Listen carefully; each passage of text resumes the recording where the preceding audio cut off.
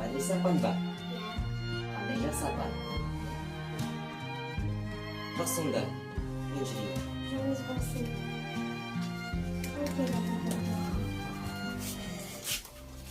Қай жерде тоқтадыңыз? Жолдастар, өздеріңіз білетіндей, Ленин жолдас Қазақ автономиялық республикасын құру қаулына қол қойды.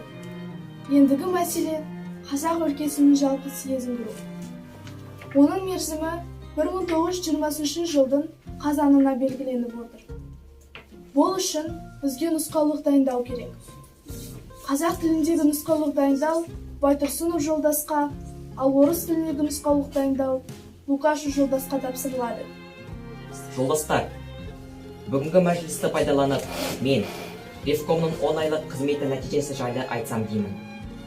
Ревком іске кіріскеннен бері әлі де ешіне тындырған жоқ.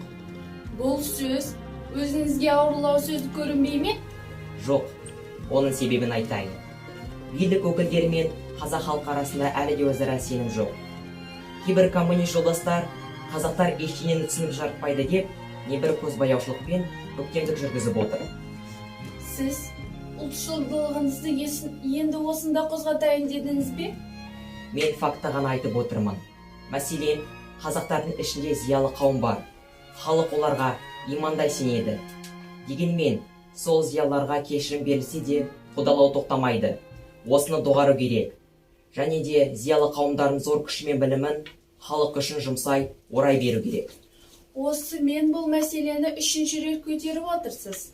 Сізінше, енді контрреволюционерлерді төрімізге отырғызып, билікті беріп қоюымыз керек пе?